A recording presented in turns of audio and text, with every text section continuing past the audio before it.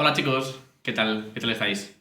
Bueno, buenas tardes. Empezamos ya el directo.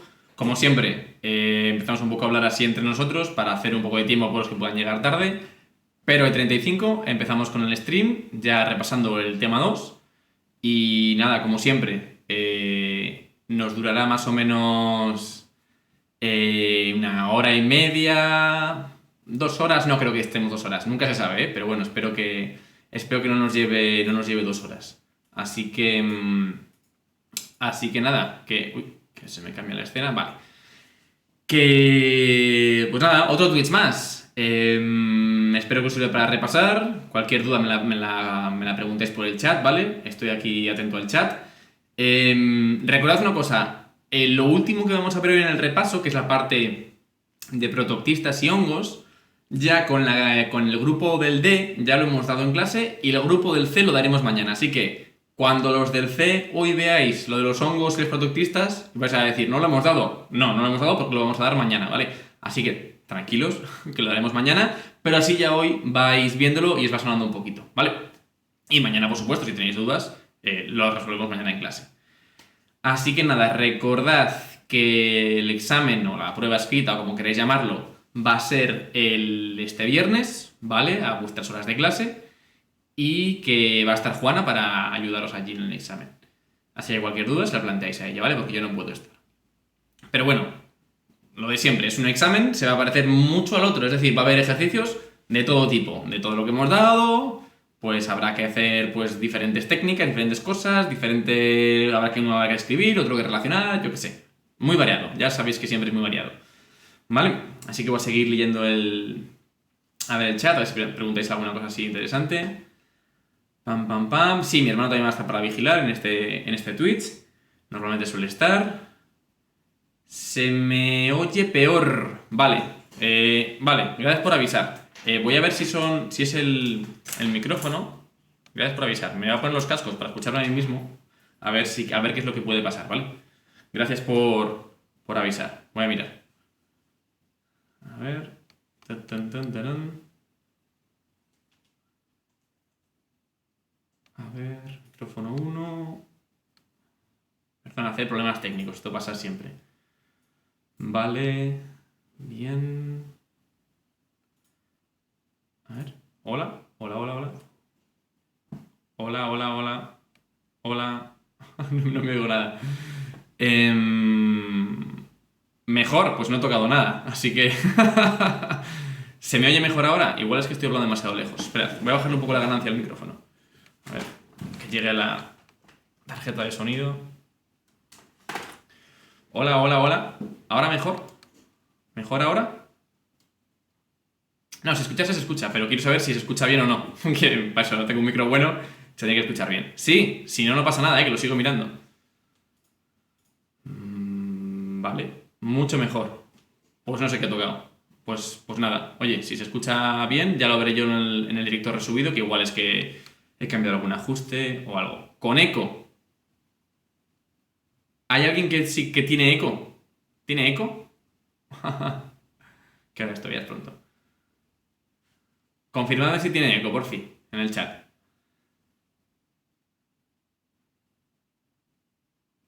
Bueno, esto es muy raro. Hay gente que dice que sí, gente que dice que no. Martín, que está por ahí. Martín, ¿tengo eco o no tengo eco? Si no, envíame un WhatsApp. A ver, que habrá WhatsApp por aquí. En el otro monitor. Vale. Bueno, con un poquito, con un poquito. Bueno, pues intentaremos tirar así, ¿vale? Ya lo arreglaré para la siguiente. A ver es que si pudiera modificarlo. Marina, el examen es del tema 2, ¿vale? El tema 1 ya lo vimos y estamos con el tema 2. Recordad que yo no evalúo solamente los conocimientos propiamente dichos, también evalúo como las competencias, es decir, que sepáis hacer ciertas cosas, ¿vale? Entonces, a través de esto nuevo que hemos dado ahora, voy a evaluar cosas similares a las que evalué anteriormente, pero los contenidos propiamente dichos son nuevos, ¿vale? Son del tema 2 solo, ¿vale? Se ve borroso, bueno, se puede ver borroso porque a veces se desenfoca la cámara, pero en principio se debería ver bien. Lo del micrófono, si no se escucha del todo bien, lo reviso después cuando acabe el stream y ya está. Pues este es un stream que tiene peor calidad y no pasa nada, ¿vale? A ver si es voy a hacer una última prueba, ¿vale? A ver si es otra interfaz de audio. A ver, un momentillo. Hola, hola. ¿Ahora mejor? ¿Qué tal me escucháis ahora? Cuando hablo demasiado seguido. Vale, eso es... ¿Ahora mejor? ¿Puede ser que ahora mejor? Peor, no me digáis eso. A ver, ahora, hola, hola, hola. ¿Todo bien? ¿Correcto? ¿Se me escucha bien? Yo creo que sí, ¿no? ¿No hay eco? Pues venga, hala. Y si no, pues me leéis los labios, chicos. ¿Peor que antes? Y te oía mejor antes. Mira, me está escribiendo mi madre también por WhatsApp, pero ¿esto qué es? Un poco flojo, vale. Pero mejor que antes. Eso es muy raro, porque hay gente que me dice que peor y gente que me dice que mejor. Voy a cambiar una última cosa y que sea como Dios quiera, ¿vale? Subo un poco la ganancia otra vez. Igual me acerco más al micro. A ver, una última cosa que hago. Pam, pam, pam, pam, pam. Ahora mejor. Vale, pues se va a quedar así, ¿vale? Yo creo. Dejar por defecto. Por defecto. Y ahora le meto un poco de ganancia. Param, pam, pam, pam. Vale, pues así va a ir. Así vamos a ir, ¿vale? ¿Os parece bien? Si no, tiramos igual. Bueno, chicos, son ya menos 20, así que ahora sí que sí. Empezamos. Vamos a ver. Vale, como siempre, antes de que se me olvide, cuando vayamos repasando, perdón, cuando vayamos avanzando en el tema, cualquier cosa, duda que tengáis puntualmente en esa parte del tema, me lo comunicáis, leo el chat y lo resolvemos, ¿vale? Y luego, si queréis al final, pues dejamos un minutillo o dos para dudas generales. Y nada, lo dicho. Espero que os sirva, espero que mañana lo resubiré a YouTube para que lo tengáis disponible mañana por si estudiáis mañana. Y el viernes, el examen, ¿vale? Así que vamos para allá. Bueno, lo primero, están preguntando si lo de los líquenes van a entrar. Sí, lo de los líquenes entra. Los que lo hemos dado ya, entra por supuesto. Y los que lo daremos mañana también entra, ¿vale? Cuando lleguemos a ello, no os preocupéis que lo repasamos. Vale, vamos allá. Lo de siempre, esto no voy a pararme, son los grandes objetivos de la unidad. Es decir, si habéis empezado a estudiar o como ya hemos estado trabajando durante todo el tema, los contenidos, esta parte de aquí ya deberíamos saber contestarle a estas preguntas. Si alguien nos preguntase estas preguntas, nosotros deberíamos saber respondérselas. Y si lo sabéis muy, muy bien, no solamente tenéis que saber responderlas, sino que tenéis que saber explicárselo a otra persona, ¿vale? Entonces, ¿cómo sé yo que sé algo muy bien? Pues cuando de verdad se lo puedo explicar a otra persona, ¿vale? Es, bueno, como truquito para vosotros. Entonces, la primera pregunta que os hacía en el tema era que cómo es posible que haya tantos y tantos, que ya hemos visto durante el tema, tantos y tantos tipos de seres vivos diferentes. ¿Cómo es posible que haya tantos distintos y que se diferencien tantos entre unos y otros y que todos sean seres vivos? Pues la respuesta a la que llegamos en clase fue que era por un proceso que se llama evolución, ¿vale? ¿Qué es la evolución? Pues en general es un proceso por el que un organismo que ya existe produce otro, ¿vale? La reproducción, pero ese proceso de reproducción se producen pequeños cambios que ya veremos que pueden ser a mejor o a peor, ¿vale? Pero que la acumulación a lo largo de millones de años de esos cambios dan un proceso evolutivo, un proceso de cambio de las especies, ¿vale? Pero lo que tienes que tener muy claro es que es un proceso muy, muy, pero que muy lento y muy progresivo, ¿vale? Yo no veo evolución de una generación a otra. Yo no veo una evolución de yo a mis hijos o de un perro a la camada del perro. Pero sí que veo una evolución a lo largo de miles y millones de años de esa especie. ¿Sí? Vale. Esto es complicado porque, claro, nosotros como mucho pensamos en 100 años, desde que vivimos hasta que nos morimos. Pero hay que pensar en cuestiones ya evolutivas, que son millones de años, que es muchísimo más tiempo del que estamos acostumbrados. ¿Vale? Y os ponía, pues, un claro caso de evolución. Os decía, mirad esta bolita verde, o imaginad que fuese un animal, ¿vale? Un animal o una bolita verde que vive, ¿vale? Que ese animal se reproduce y tiene muchos hijos, tiene mucha descendencia. Y una de esas descendencia, como veis, tiene un cambio, ¿vale? Como decíamos, la evolución es un proceso en el que de repente se produce un cambio. Pues en este caso se produce un cambio, ¿vale? Vamos a ver qué pasa. este conjunto de organismos se adapta al ambiente, vive, por ejemplo, en un bosque verde. Entonces, si hubiese un depredador, si hubiese alguien que se va a comer a estas bolitas, ¿a quién creéis que se comería primero? Pues lógicamente, al que más se ve es a la bolita roja. Entonces, se comería la bolita roja, ¿vale? Es decir, se ha producido un proceso de evolución en el que se ha producido una descendencia, que se ha producido un cambio, pero ese cambio no le ha dado ninguna ventaja respecto al resto. De hecho, le ha dado una desventaja, ¿vale? Entonces, esa bolita se ha muerto, ¿vale? Se lo han comido. Pero, fijaos, ¿qué pasa cuando en una descendencia, de repente, aparece un cambio que no es negativo, que es positivo? Mirad por qué es positivo en este caso. Porque en este caso, en la descendencia, el verde oscuro, como veis, se camufla mejor que sus hermanos, que sus otros mismos miembros de la misma diferencia. ¿Qué es lo que va a ocurrir? Si se tiene que comer un depredador a gente de aquí, a estos animales, ¿quién se va a comer primero? Pues a las bolitas verde clarito. ¿Por qué? Porque esta bolita verde oscuro ha tenido un cambio evolutivo que le ha permitido adaptarse mejor al ambiente, ¿vale? La selección natural le ha favorecido. Entonces, los depredadores se comerían al resto y este de aquí, pues, sobreviviría. ¿Qué pasa si sobrevive? Pues que va a ser el que se reproduzca y por lo tanto ese cambio que tiene en su ADN, que lo vamos a ver después, pero ese cambio que tiene en su ADN lo va a pasar al resto de su descendencia, porque ese, como veis, se va a reproducir y va a dar lugar a muchas más bolitas verdes. ¿Lo veis? Fijaos, repito, de una bolita verde clarito, ¿vale? Entre toda su descendencia, de repente aparece un cambio espontáneo y aleatorio. Un cambio que luego resulta que es mejor. ¿Cómo es mejor? Esa bolita verde sobrevive más y esa bolita verde se reproduce y se multiplica. Entonces ese cambio positivo se mantiene, ¿vale? Ese es el proceso de evolución. Hemos pasado de bolitas verdes a bolitas verde clarito a bolitas verdes oscuras que se adaptan mucho mejor al ambiente, ¿vale? Y como preguntáis por ahí, en millones de años, sí, bueno, en este caso es una generación, pero bueno, ha podido ocurrir este cambio en un proceso pues, de miles de años, ¿vale? Y la acumulación de estos pequeños cambios da un proceso evolutivo que sí que dura millones de años, ¿vale?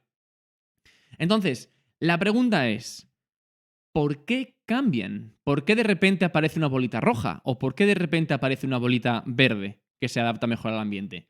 Esto se produce porque en nuestro ADN, ¿vale? Que es nuestra información genética, cuando ese ADN se multiplica, aparecen de repente cambios, ¿vale? Pueden producir lo que llamamos mutaciones, ¿vale?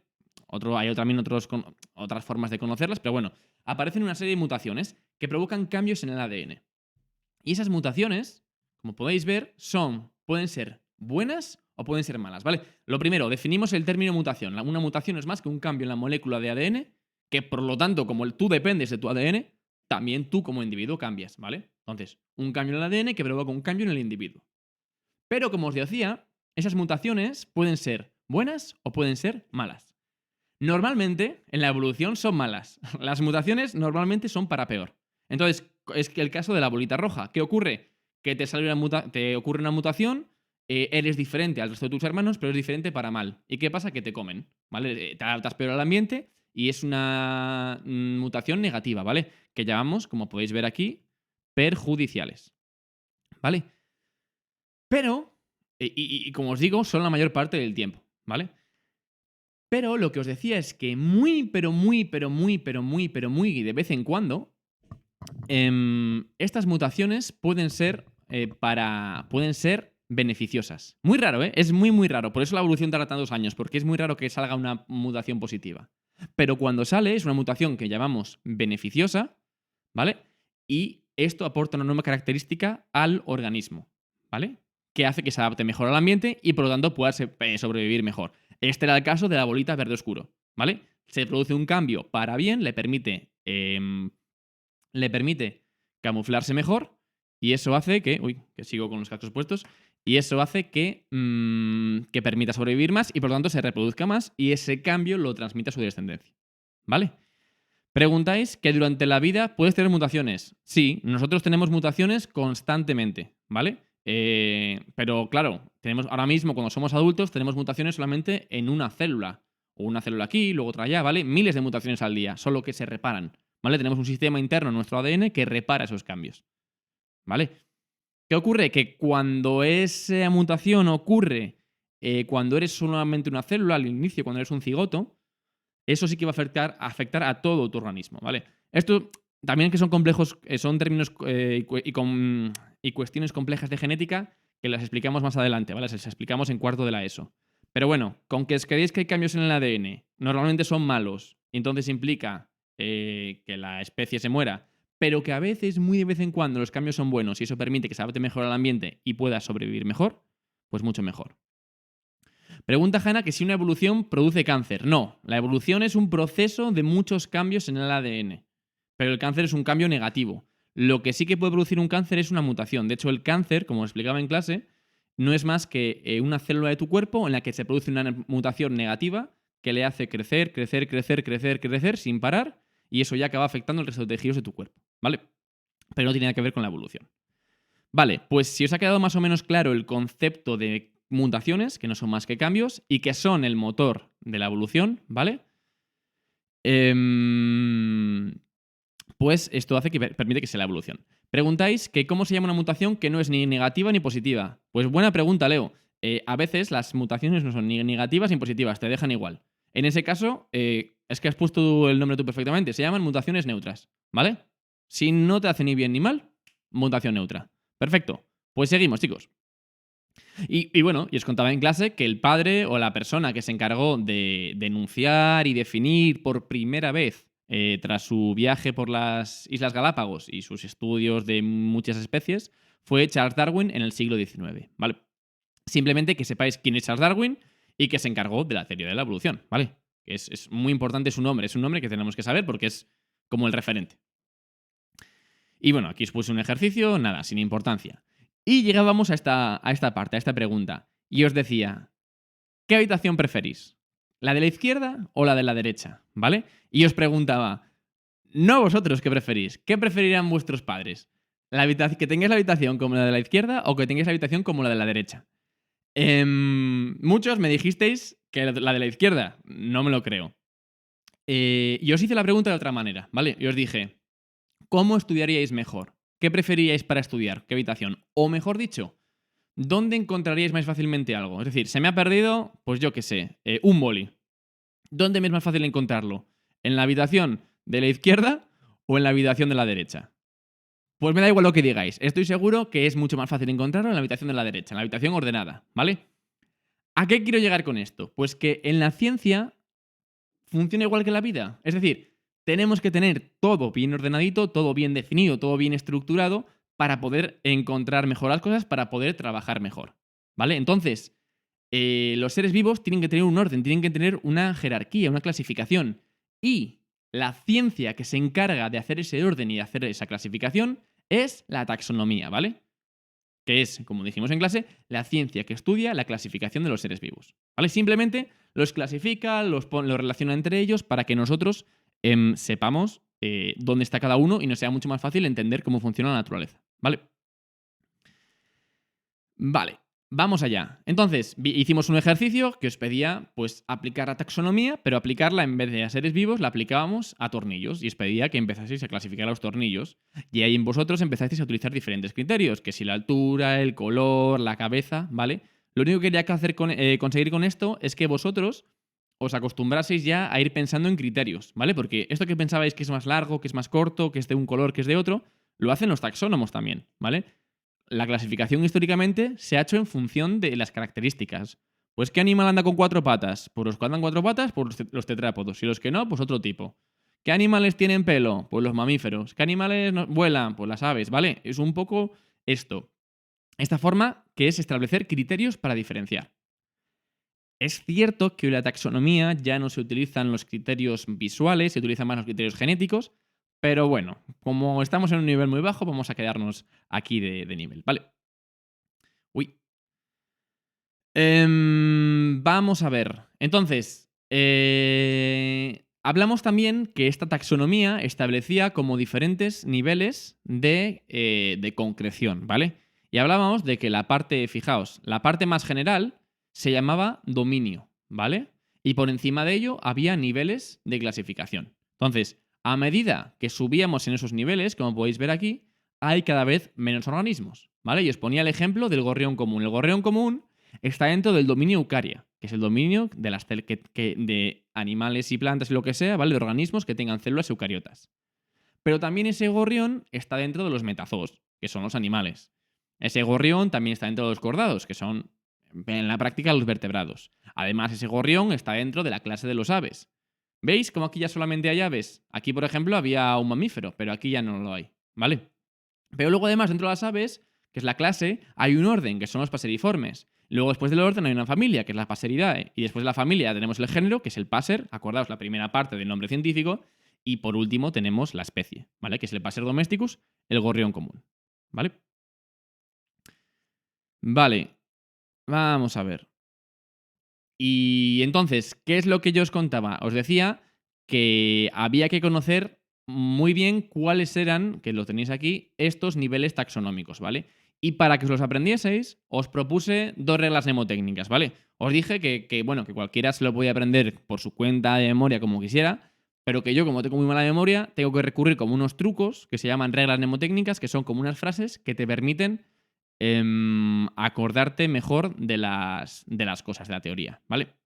Entonces, fijaos, yo para aprenderme esto de aquí, que son los niveles taxonómicos, ¿vale? Dominio, reino, filo, clase, orden, familia, género y especie, utilizaba pues 2 mnemotécnicas. Por ejemplo, la clásica que se ha estudiado toda la vida. Pues primero dominio y luego decir, el rey es un filósofo de mucha clase que ordena para su familia géneros de buena especie, ¿vale? ¿Por qué? Porque en esa frase yo puedo sacar los niveles taxonómicos. Fijaos, reino, filo, clase, orden, familia, género y especie, ¿vale? Y en ese orden. Pero bueno, a mí me parecía que esto estaba un poco anticuado y por eso os propuse una nueva regla mnemotécnica, que era nueva pizza Domino's, la reina del filete, una pizza con clase con los ingredientes en orden, de tamaño familiar y generalmente sin especias, ¿vale? Fijaos, domino, dominio, reina, reino, filete, filo, clase, clase, orden, orden, familiar, familia, generalmente obtenemos el género y de especie, especias, obtenemos especie, ¿vale? Esto, por supuesto, pues es algo así general, ¿vale? Pero lo que yo también quiero que sepáis es no solamente que os sepáis los niveles taxonómicos, sino que también me sepáis decir que dónde hay más organismos que en otro, ¿vale? Por ejemplo, ¿dónde va a haber más organismos? ¿En el nivel familia o en el nivel tipo? ¿Vale? O filo, que se llamaría. Pues va a haber, lógicamente, mucho más en el nivel filo, ¿vale? Porque es como más general. Pensad en una pirámide. Los que están más arriba hay menos organismos y los que están menos abajo hay más organismos. ¿Por qué? Porque los cajones que están debajo incluyen a todos los de arriba, ¿vale? Esto es como una especie de matrioska. Este está dentro de este está dentro de este de aquí está dentro de este, ¿vale? Van como unos dentro de otros. ¿Sí? ¿Más o menos? ¿Queda menos claro? Espero que sí. Y nada, esto era todo respecto a los niveles taxonómicos, ¿vale? Y las reglas hemotécnicas para sabernoslo. Y llegamos también al concepto de especie. Es decir, ¿qué es una especie? ¿Qué define una especie? Bueno, normalmente las especies las distinguimos porque se parecen o no entre ellas, ¿vale? Una especie, por ejemplo, un perro y un gato, sabemos que son especies distintas porque son diferentes, ¿vale? Pero además porque tienen diferencias genéticas muy grandes. Entonces, ¿cómo definíamos especie? Pues definíamos especie como el conjunto de individuos con una genética pues parecida, ¿vale? Y que además se tenía que cumplir la condición de que pudieran reproducirse entre sí y además que esa descendencia fuese fértil. ¿Qué significaba que esa descendencia fuese fértil? Pues que esa descendencia también a su vez pudiese tener hijos, ¿vale? Y os decía un caso. Y explicaba un caso. Miraos, esto es una yegua y esto es un burro, ¿vale? Y se junta la yegua con el burro, se reproducen y obtienen lo que se conoce como una mula, ¿vale? Pues si la yegua y el burro fuesen la misma especie, es decir, se deberían llamar igual científicamente, que no lo sabemos de momento, la mula debería, ya que se han reproducido y han tenido descendencia, esa yegua debería poder tener a su vez descendencia, ¿vale? Porque debería ser fértil. ¿Qué ocurre? Que la yegua no es fértil. La mula o el mulo no son fértiles, ¿vale? Son estériles, no pueden tener descendencia. Entonces, como la descendencia de este cruce es estéril, ¿vale? No es fértil, el burro y el caballo son especies diferentes. Y efectivamente, si yo miro el nombre científico, sé que son especies diferentes, ¿vale? Entonces, eso es lo que os quería decir. Vale, Después de ver el concepto de especie, íbamos a ver cómo nosotros teníamos que escribir los nombres de las especies. Y os contaba que, muy bien, que yo, pues esto que tengo aquí es un lince ibérico. Vale, perfecto, un lince ibérico. Pero si yo me voy a Francia y les digo lince ibérico, no me van a entender. No me van a entender, os lo prometo, porque tú estás hablando en español. Entonces, en ciencia hemos hecho un sistema para entendernos en todas partes del mundo, que es dar un nombre, pero que no es en un idioma común. ¿Qué idioma tenemos que utilizar en el ámbito científico para dar nombre a las especies? Pues es en latín, ¿vale? Entonces, en latín sabemos que el lince ibérico lo escribimos como Lynx pardinus, ¿vale? Entonces, Lynx pardinus es el nombre científico que utilizamos para el lince, ¿vale? Pregunta Ximena que no le ha quedado claro lo de fértil y eso. Lo repito muy rápido, ¿vale? Y vuelvo aquí, muy rapidito, ¿vale? Simplemente, Ximena, cuando tú eres la misma especie que otra especie, o sea, otro organismo que sea la misma especie que tú te puedes reproducir con ese individuo y además tu descendencia puede tener hijos, ¿vale? Imagínate, si yo me reproduzco con otra humana, mis hijos, ¿vale? También se van a poder en un futuro reproducir con otros humanos, ¿vale? Y tener descendencia. Sin embargo, si yo me reprodujera con otra especie, ponte, pues con un chimpancé, lo primero, seguramente no saldría nada, y si saliese algo de ese cruce entre yo y un chimpancé, la descendencia que saliese de ahí, ese híbrido que saliese de ese cruce, no sería fértil, es decir, no podría tener hijos, ¿vale? Simplemente eso. Vale, bien, pues avanzamos, seguimos por donde estábamos. Entonces decíamos que los nombres científicos siempre, siempre, siempre tienen que estar en latín, ¿vale? Y además, los nombres científicos, por diseño, tienen dos partes. Una primera parte que siempre va con mayúscula, que es lo que llamamos el género, ¿vale? ¿Por qué? Porque coincide con el nivel taxonómico del género. Y una segunda parte del nombre, que es la especie, ¿vale? Entonces, los nombres científicos, como veis aquí, siempre tienen dos partes. Una primera parte que se conoce como género y una segunda parte que se conoce como especie. Y fijaos además, la primera del género va con mayúscula, pero la primera de la especie no. Y ya una última cosa. ¿Qué pasa? ¿Qué pasa? Porque, claro, ¿qué os contaba que pasaba cuando escribíamos algo en castellano, pero escribíamos algo en inglés? Por ejemplo, decía, ayer me fui a la playa y me compré un iPhone. Por ejemplo, bueno, en la playa no se compran iPhones, pero bueno, imagina que te compras un iPhone en la playa. Ese iPhone es una palabra inglesa, o me compré un smartphone, ¿vale? Un smartphone es una palabra inglesa, es un anglicismo. ¿Qué tienes que hacer? Pues en castellano, cuando escribimos en un idioma diferente, si escribimos a ordenador, lo ponemos en cursiva, y si escribimos a mano, lo tenemos que subrayar. Siempre. Siempre que escribas en una redacción o en lo que sea, en un ejercicio, una palabra que no esté en castellano, tienes que ponerla, subrayarla, si escribes a mano, o ponerla en cursiva si estás en ordenador. ¿Vale? Fijaos, en el caso de Lynx pardinus, si escribimos a ordenador, lo tenemos que poner en cursiva, ¿vale? En cursiva es ponerlo para un lado, ¿vale? Como veis, lo he puesto para un lado. Pero si estáis escribiendo a mano, es decir, como en el examen del viernes vais a escribir a mano, si en algún momento necesitáis escribir un nombre científico, ¿qué tenéis que hacerlo? Tenéis que subrayarlo, ¿vale? Vale, voy a leer un poco de preguntas. Pero un género y otro pueden tener un hijo, pero no es fértil. No, Leo. Si yo me junto con otra especie que tiene otro género, ya son especies diferentes. Entonces, mi descendencia, quiera o no quiera, va a ser estéril, va a ser infértil, ¿vale? Pregunta Rodrigo. ¿Y si un Homo sapiens se reprodujera con un Homo neanderthalensis, o como se diga, sería fértil o no? Pues mirad, eso es un caso extraño que todavía se está estudiando, ¿vale? El Homo sapiens, en principio, como la especie Homo sapiens, nosotros solo nos podemos reproducir con Homo sapiens, ¿vale? Pero ¿qué pasa? Que de alguna forma han encontrado restos de ADN neandertal en nuestro ADN. Entonces, eso implica que de alguna forma u otra, en algún momento, nos hemos reproducido con neandertales. Pero es raro porque, claro, en principio, ese cruce entre Homo neanderthalensis y Homo sapiens, al ser especies diferentes, nuestra descendencia debe ser infértil, ¿vale? Es algo que se está estudiando y no se conoce muy bien, ¿vale? Pero bueno, que es un caso muy extraño. En principio, nos atañemos a esa definición de reproducción. Pero bueno, buena pregunta. Leo, hispanohablante significa que hablas castellano, ¿vale? O sea, simplemente, si escribes en castellano, si eres hispanohablante, escribes en castellano, si pones una palabra en otro idioma, la subrayas, si escribes a mano. Y si la haces a ordenador, la pones en cursiva. Un neandertalensis, Leo, es un hombre neandertal. Es otra especie de homínido que hubo antes que nosotros, que también convivió con nosotros, ¿vale? Como un ser primitivo del Paleolítico, un homínido del Paleolítico. Bueno, del Paleolítico no, perdón. De la prehistoria, ¿vale? Perdón. Que he sido un poco impreciso ahí. Vale, seguimos. Entonces, hicimos un ejercicio en clase en el que corregíamos diferentes nombres escritos a mano, ¿vale? Para escribirlos bien como marcan las normas, para escribir nombres científicos con la nomenclatura binomial, ¿vale? La nomenclatura binomial es simplemente escribir bien el nombre científico. Bien. Y hicimos una tarea similar, ¿vale? Y ya pasamos a la clasificación de los seres vivos, ¿vale? Y aquí vamos a ver un cuadro muy grande en el que os explicaba primero los grupos que hay y las características que tienen, ¿vale? Sobre todo, acordaos de los niveles taxonómicos, la pirámide, vamos a fijarnos en el nivel de más abajo. El de más abajo del todo, acordaos que es el dominio, ¿vale? Y el que está por encima es el reino.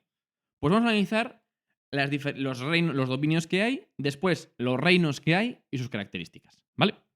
Fijaos, los seres vivos se clasifican en 3 grandes dominios, que son el dominio bacteria, el dominio arquea y el dominio eucaria, ¿vale? Los dominios bacteria, los dominios bacteria y arquea, ¿vale? Son con células procariotas. Y el dominio eucaria, como su propio nombre dice, son todos aquellos seres vivos que tienen células eucariotas, ¿vale? Repito, las bacterias y las arqueas tienen células procariotas y en el reino eucaria, todos, absolutamente todos, porque si no estarían ahí, tienen células eucariotas, ¿vale? Es decir, con núcleo. Bien. Pregunta Hanna si se escribe arcaea. Podéis escribirlo como queráis. Arcaea es en latín. De hecho, debería haberlo escrito en cursiva. Lo tengo mal. Y eucaria lo mismo. No pasa nada. Podéis decir arquea con Q. No pasa nada. Podéis poner lo que quieras. Arcaea está en latín. No pasa nada. Arquea también vale, ¿vale? Tarek, lo que queráis. Poned arcaea o arquea. Lo que más os guste. Lo que sí que me importa es que veáis luego cómo pasamos de los dominios a los reinos. Fijaos, los reinos. Hay 5 reinos, ¿vale? Y fijaos, el dominio bacteria y el dominio arquea, ambos se juntan en el reino monera o monera, ¿vale? Y sus características son que, como hemos dicho ya, son procariotas, son unicelulares y son autótrofos o heterótrofos, ¿vale? ¿Por qué? ¿Cómo es posible? ¿Cómo es posible que de 2 dominios salga un reino? Si es al revés, si de un dominio deben salir varios reinos. Pues esto es porque antiguamente, bueno, no hace tantos años, se pensaba que las bacterias y las arqueas eran todo lo mismo, eran todos procariotas y se acabó. Entonces, venga, todos moneras. Pero no, no es así. Se ha descubierto que filogenéticamente, analizando la genética y la bioquímica de las arqueas, se ha visto que son muy diferentes las bacterias. Y por lo tanto había que establecer un dominio propio para ellas, ¿vale? Y es por eso por lo que están metidas ambas en el reino monera, ¿vale? Y luego del dominio eucaria salen 4 reinos. ¿Qué reinos? Pues protoctistas, hongos, que también podéis llamar fungi, plantas o animales, ¿vale? Y aquí tenéis sus características que vamos a ver a continuación, ¿vale? Entonces, repito, fijaos los reinos. El dominio bacteria y el dominio de arquea, ¿vale? Que son diferentes, se juntan en el reino monera. Mientras que el dominio eucaria se divide en protoctistas, hongos, plantas y animales, ¿vale? En este tema vamos a ver las bacterias, vamos a ver las arqueas y los protoctistas y los hongos. Las plantas las dejamos para el tema siguiente, que vamos a estar todo el tema dando las plantas, y los animales los dejaremos para el tema que daremos en enero, ¿vale? Que daremos invertebrados y vertebrados, todo en un mismo tema. Estas características las vimos en clase, las copiamos y además hicimos un cuadro resumen. Vamos a ver ese cuadro resumen, ¿vale? Y fijaos, lo he organizado de otra manera, pues para que sea diferente, para que tengáis varios inputs de diferente clasificación. De nuevo, aquí tenemos los dominios, bacteria y arquea, y eucaria, por supuesto, y en qué reino se dividen, ¿vale? Y las características de ellas. Aquí tenemos, en función de cómo son sus células, si procariotas o eucariotas, Aquí tenemos cómo es ese organismo, si son pluricelulares o unicelulares, y cómo es su nutrición. Es decir, si son autótrofos y se fabrican su propio alimento, o si son heterótrofos y en ese caso tienen que consumir otros organismos para alimentarse. ¿Vale? Vamos allá. Bueno, lo voy a poner todo para que lo tengamos todo así. Pam, pam, pam, pam, pam, pam, pam, pam, pam, pam, pam, pam, pam, pam, pam. A ver, vale. Pues por ejemplo, en cuestiones de células, ¿quiénes son procariotas? Pues solamente las bacterias y las arqueas, como veis aquí, ¿vale? El reino Monera. ¿Quiénes son eucariotas? Pues todas las demás. Hombre, es clarísimo, ¿no? Jolín, si el dominio se llama eucaria, ¿cómo no van a ser eucariotas, no? Lógico. Vale, unicelulares, fijaos, pueden ser todos menos los animales, ¿vale? No hay ningún animal unicelular, que yo sepa, no tiene ningún sentido, ¿vale? Pero el resto sí que pueden ser unicelulares, ¿vale? Las bacterias son solo unicelulares, las arqueas son solo unicelulares, ¿vale? Los protoctistas pueden ser de dos tipos, ¿vale? Pueden ser uni o pluri. Uni, acordaos que eran los protozoos, que lo veremos más adelante, y pluri son las algas pardas. Los hongos pueden ser uni y pluri, uni las levaduras y pluri, por ejemplo, una seta. Y las plantas también pueden ser uni y pluri. Pluri, pues un árbol, y uni, ese moquillo verde que hablábamos de las piscinas, que son algas unicelulares, pues ese. Y por último, pues autótrofa y heterótrofa, ¿vale? Fijaos, las bacterias y las arqueas, ambas pueden ser autótrofas o heterótrofas, ¿vale? Siempre hay diferentes casos. Los protoctistas, lo mismo, las algas son autótrofas, pero los protozoos son autótrofos, así que cuentan las dos. Los hongos, muy importante, esta que no quiero que nadie la falle, los hongos son heterótrofos. Los hongos no hacen la fotosíntesis. Impossible. No lo hacen. Imposible. ¿Vale? ¿Por qué? Porque es lo único casi que les diferencia de las plantas. ¿Vale? No tienen cloroplastos. Los hongos, las setas, las levaduras no hacen la fotosíntesis. Tienen que conseguir su alimento consumiendo otras sustancias nutritivas. ¿Vale? No pueden producir su propia comida. Clarísimo. Si un hongo produjese su comida y fuese autótrofo, sería una planta, no sería un hongo. ¿Vale? Espero que haya quedado claro. Las plantas, pues es el caso contrario, hacen la fotosíntesis. Todas las plantas hacen la fotosíntesis y todas las plantas son autótrofas. Y por último, los animales, justo lo contrario, no hay ningún animal que haga la fotosíntesis. Yo no hago la fotosíntesis, por tanto, soy heterótrofo, ¿vale? ¿Por qué? Porque me tengo que comer plantas, me tengo que comer animales para poder nutrirme y sobrevivir. ¿Bien? ¿Ha quedado claro? Vale. Pregunta Hanna que los hongos comen otras sustancias como cuáles. Los hongos se alimentan, bueno, los hongos, las setas, por ejemplo, veremos luego que tienen un micelio y por ese micelio absorben la materia orgánica en descomposición del suelo, ¿vale? Se comen los desechos. Los hongos se comen lo desecho, cuando se pudre la hojarasca, se pudre las hierbas, las bacterias, todo eso que se está pudriendo, que se está descomponiendo, eso lo comen los hongos, ¿vale? Por ejemplo, las levaduras también son un hongo. ¿Qué comen? Uy, Dios mío, que se me cae esto. ¿Qué comen las levaduras? Las levaduras comen, pues, en una pizza, por ejemplo, cuando hago una pizza. ¿Qué les echo a las levaduras para que coman? Pues les echo harina, se comen el azúcar de la harina, el azúcar, los glúcidos de la harina, ¿vale? Y también, si yo le echo un poco de azúcar a esa masa, también se lo comen, ¿vale? Hongos, setas y qué. ¿Cómo que y qué? Hongos, setas, lo veremos después, esa parte, ¿vale? No te preocupes, Ximena, es que eso no lo hemos dado en tu clase todavía. No te rayes. Dice Leo que somos caníbales. Caníbales que es con B, por cierto. Como somos animales y comemos otros animales, pues... No, caníbales es que te comes a tu misma especie. Tú si te comes, Leo, si te comes a otro humano, ahí es cuando eres caníbal. Si te comes otras especies, en principio no. ¿Vale? Y preguntan que si los hongos se comen restos de otros hongos. Claro, si un hongo se muere y se pudre ahí, otro hongo que esté por ahí también se lo come. ¿Vale? Y en el suelo también hay levaduras, o sea que es que se lo comen todo, los desechos, ¿vale? Nunca, pero nunca hacen la fotosíntesis. Muy bien, pues venga, seguimos. Vimos también una actividad en la que hablábamos también de los diferentes nombres y cómo identificar diferentes especies, ¿vale? Os daba estas 4 fotos de buitres y os decía, hacía varias preguntas. Lo primero es que si eran de la misma especie. Y ya os dije que claramente no, porque primero, pues son muy diferentes entre ellos y además su nombre científico, como veis aquí, es completamente diferente. Si el nombre científico es diferente, pues lógicamente no son la misma especie, ¿vale? Y os preguntaba, ¿se pueden reproducir entre ellos? Y os decía, bueno, pues a ver, por reproducirse, pues se podrán reproducir o intentarlo. La cosa es, ¿su descendencia sería fértil? No. ¿Por qué? Porque son especies diferentes, ¿vale? Eso es lo que teníais que decir. Y también os pedía que indicaseis el género al que perteneciese cada uno de ellos. ¿El género qué es? A ver, el género en nuestra vida es si es chico o chica, ¿vale? Si es hombre o mujer. En este caso, el género significa, en ciencia significa otra cosa. ¿Qué significa? Significa la primera parte del nombre. Porque acordaos que el nombre era género y especie.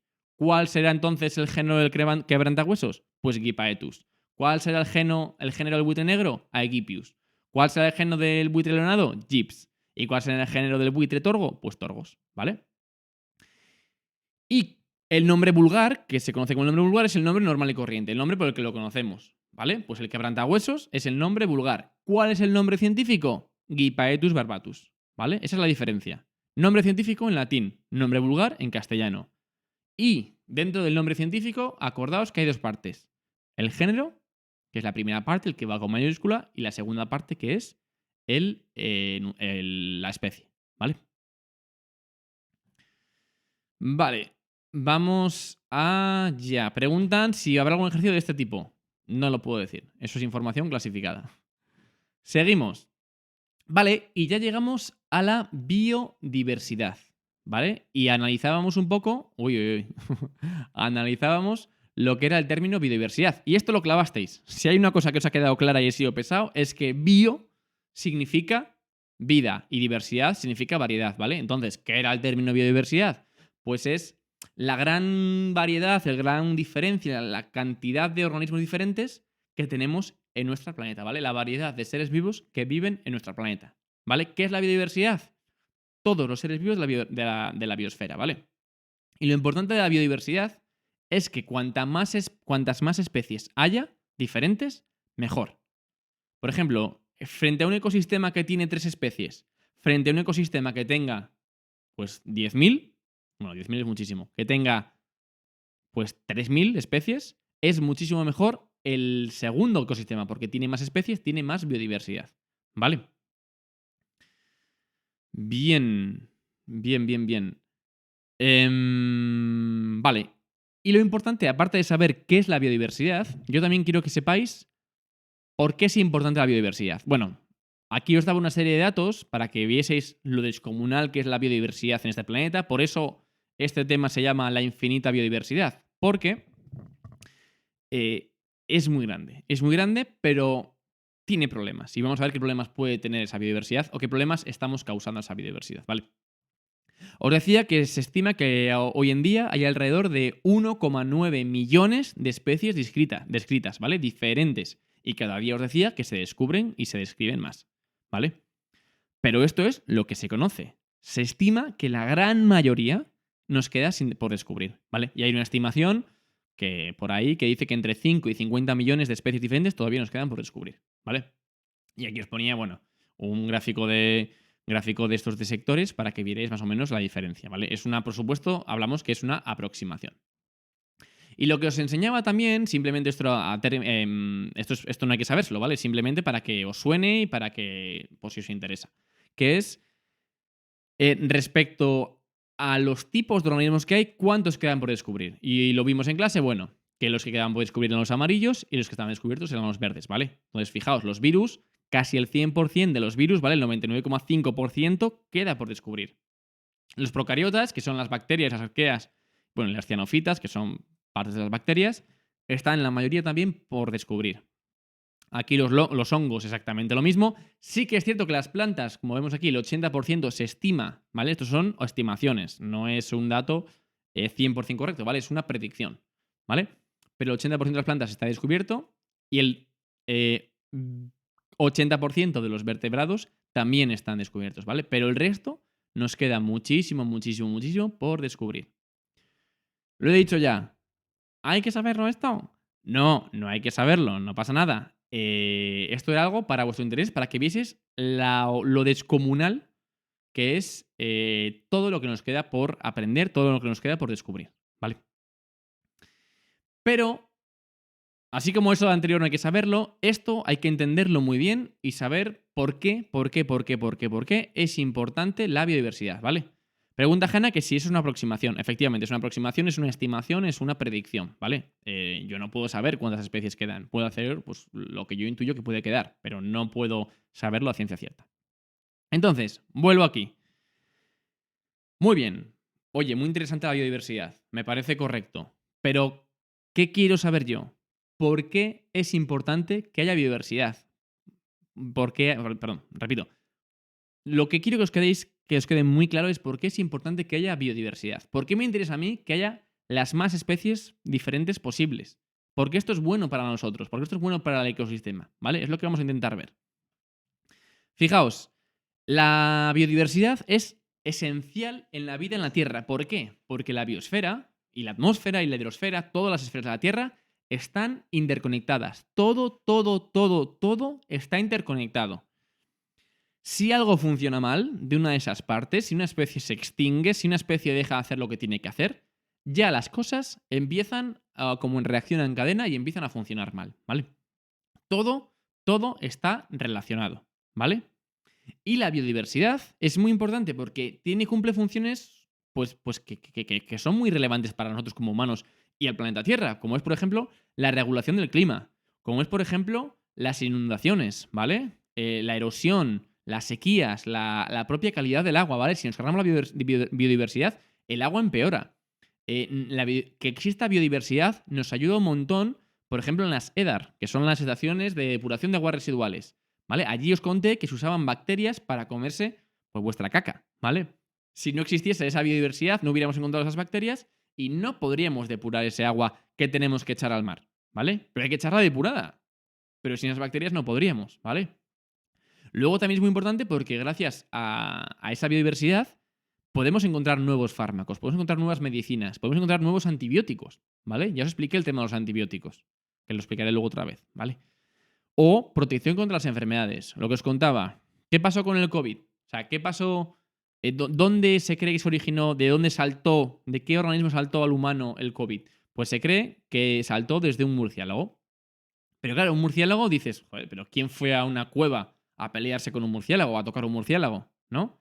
Claro, pero es que ese murciélago no estaba en la cueva. Estaba en un... Bueno, no sé si estaba o no, pero se cree que estaba o hay muchos murciélagos en los mercados ilegales de Asia, ¿vale? Entonces, esa pérdida de biodiversidad, ¿vale? Ese hecho de que ese animal no estuviese suelto por ahí, estuviese en una jaula cerca de los humanos, hizo que fuese mucho más fácil que saltase un virus de murciélagos a humanos. Y ya visteis la que se dio, ¿vale?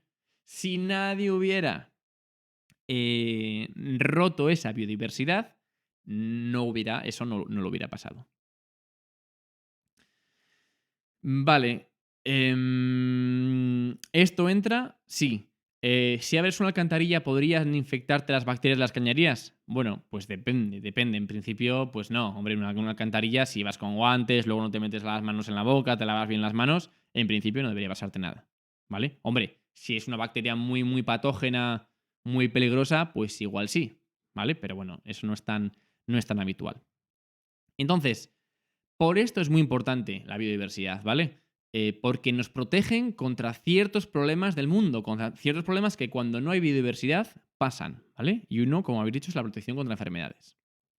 Y aquí os enseñaba 5 casos de amenazas que hay contra la biodiversidad, ¿vale? La biodiversidad, si no la molestamos, funciona, ¿vale? O sea, funciona, existe y estamos encantados con ella. Pero ¿qué pasa cuando hay ciertos problemas que afectan a esta biodiversidad? Y los tenemos aquí. El primero es la deforestación, ¿vale? Si nos cargamos los árboles, si nos cargamos grandes bosques, se altera el ecosistema. Pues, ¿qué pasa? ¿Qué pasa con las aves que vivan en ese bosque, en esos árboles? Pues tienen que migrar, igual se mueren, ¿vale? ¿Qué pasa con los insectos que viven en esos árboles? ¿Qué pasa con todo el oxígeno que producían esos árboles? ¿Qué pasa con el reciclaje de esos nutrientes que hacían ciertas bacterias que están asociadas a las raíces de esos árboles? Es que está todo tan interconectado que cuando lo rompes se estropea todo a la vez, ¿vale? Entonces es muy peligroso y uno de los problemas es la deforestación, ¿vale? Uno de los segundos problemas como veis aquí, que esto era el plumero de la Pampa, ¿vale? El Cortaderia seyuana es un plumero que es una especie invasora, es una especie exótica, ¿vale? Cuando cogemos especies de otros lugares, de otros países, de otros ecosistemas, y los introducimos en el nuestro, es frecuente que se puedan dar desequilibrios y una especie que tú la tenías aquí pues de exposición, de decoración, se convierta en una plaga. Es lo que ha ocurrido con el plumero. El plumero se trajo desde Argentina, bueno, desde Argentina. Se trajo porque era una especie ornamental, una especie para decorar. ¿Qué ocurrió? Que aquí en Cantabria, por lo que sea, eran las condiciones perfectas para su germinación y su crecimiento, y ahora es una plaga. Está por todas partes, está desplazando a la flora local, está reventando los suelos. Es una planta pues feísima, que te cortas con ella, es horrorosa, ¿vale? Y esto se hace porque alguien rompió la biodiversidad trayendo esa especie de otro lado que no tenía que traerla, ¿vale? Y ahora es una especie invasora. Pero bueno, como esto ocurre con el plumero, ha ocurrido también no sé cómo me acuerdo, bueno, una especie de río también, ha pasado con el cangrejo americano en los ríos, ha pasado con los conejos, ha pasado a veces con las tortugas, ¿vale? Que alguien suelta una tortuga en un río y de repente hay millones de tortugas en el río, ¿vale? Es un problema para la biodiversidad. ¿Por qué? Porque esa nueva especie desplaza a las especies autóctonas, ¿vale? Luego tenemos el problema de la contaminación, bueno, en este caso del cambio climático, ¿vale? ¿Qué hace el cambio climático? Pues el cambio climático, decir que se produce de forma natural en el planeta, ¿vale?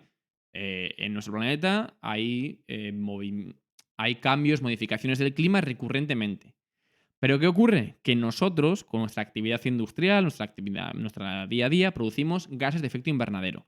Esto, que ya veremos en la atmósfera, hace que aumente ese efecto invernadero ya natural de por sí del planeta, y lo que hace es que ese cambio climático, que es de forma natural, se acelera un montón. Se acelera un montón y está cambiando el clima mucho más rápido de lo que cambiaba antes. ¿Esto qué ocurre? Que al cambiar el clima hay especies que no se pueden adaptar a ese nuevo clima y tienen que emigrar, con la consiguiente pérdida de biodiversidad y los problemas que eso acarrea. Os ponía el ejemplo, pues ¿qué va a ocurrir si en España, en el sur peninsular, va cambiando cada vez más el clima? Pues que esa desertización, esas zonas de regadío, esas zonas de cultivos del sur de España tan buenas y que tanto nos beneficiamos todos, van a acabar desapareciendo, porque va a desaparecer el agua, van a desaparecer los insectos, van a desaparecer pues, los pájaros que podían llevar esas semillas a otras partes, ¿vale? ¿Por qué? Porque al aumentar el calor en esa zona, todo tendrá que migrar hacia el norte, ¿vale? Y dará lugar a cambios poblacionales gigantes, ¿vale? Que esto es un problema muy grave. Y por eso, toda la chapa que os metemos con el cambio climático no es porque pasemos un poco más calor, es que porque ligeros cambios en el clima tienen consecuencias muy graves, ¿vale? Y ya veis que a poco que modificamos la biodiversidad, se va todo a ahí, ¿vale? Así que bueno, hay que tener cuidado y por eso es importante cuidar el planeta, para evitar estos problemas. Luego también tenemos otro de los casos que es la sobreexplotación de recursos naturales, ¿vale? Y os ponía esta foto, que no se ve muy bien, pero bueno, esta foto es una foto de Doñana.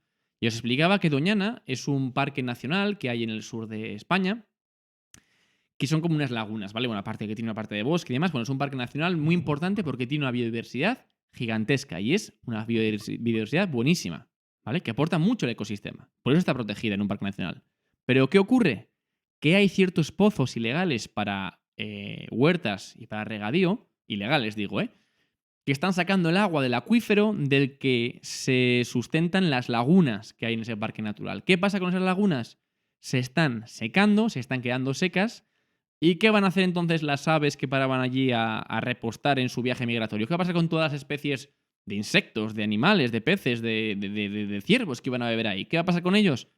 Pues que van a tener o bien que morirse o bien que irse a otras zonas, con, por supuesto, la consiguiente pérdida de biodiversidad, ¿vale? Entonces, ¿y esto de qué es fruto? Pues de una sobreexplotación de los recursos, en este caso del agua, ¿vale?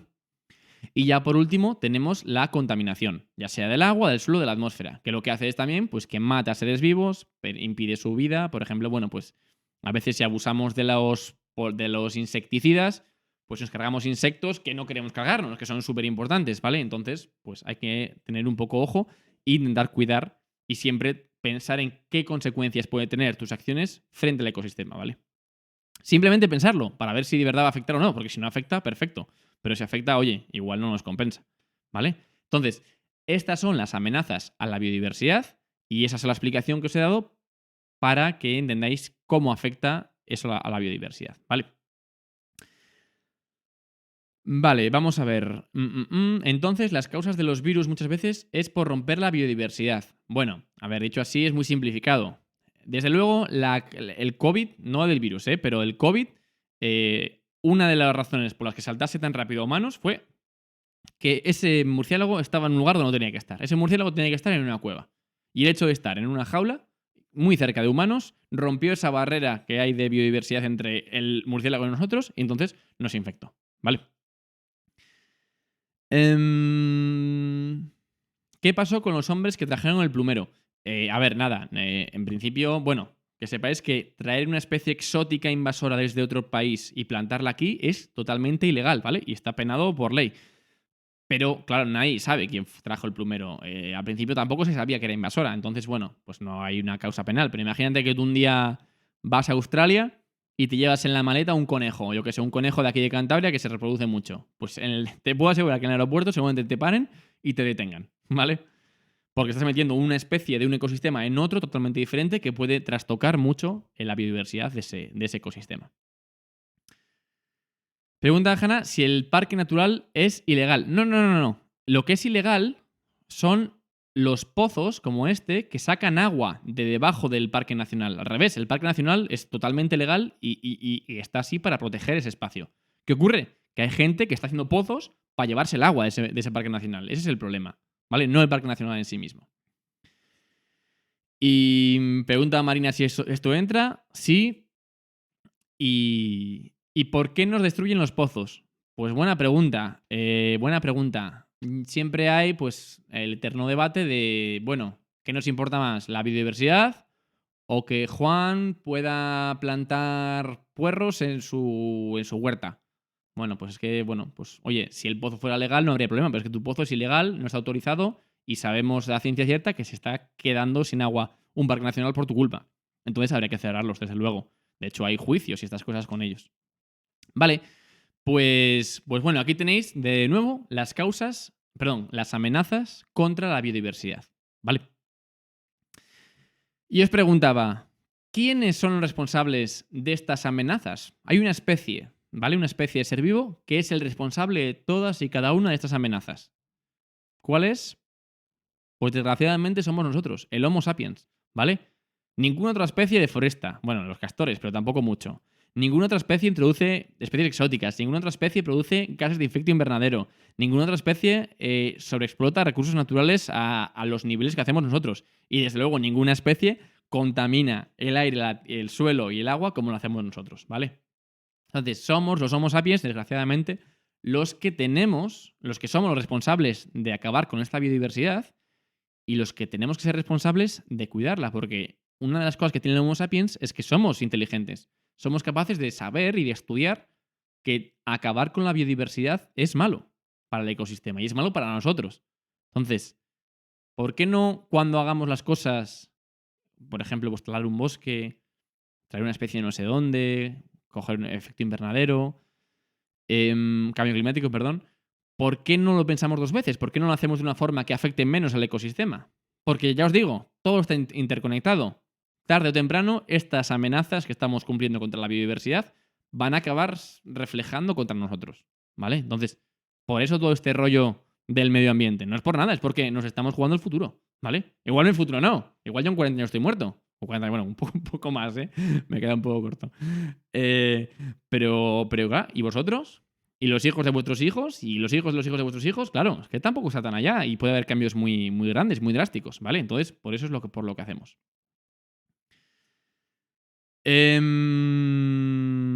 La capa de ozono está rota. No, la capa de ozono estuvo en peligro durante un tiempo, pero luego ya logramos los seres humanos identificar qué estaba provocando ese problema en la capa de ozono, que eran unos sprays, y eso se prohibió. Eso lo hicimos muy bien. Vamos, vimos que nos quedamos sin capa de ozono, que ya veremos por qué es importante, y lo protegimos. De hecho, ahora la capa de ozono, aunque creo que está teniendo problemas de nuevo otra vez, de momento estamos bastante bien. Dice Hanna que una vez vi un documental que decía que la peor especie que existía era el Homo sapiens. ¿Es cierto?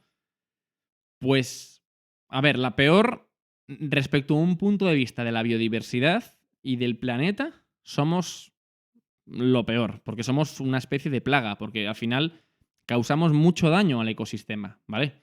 Hombre, es malo para el planeta, para nosotros no mismo. También la humanidad tenemos cosas maravillosas, tenemos pues la conciencia, el pensamiento, la ciencia, la cultura, ¿vale? Eso no lo tiene ninguna otra especie.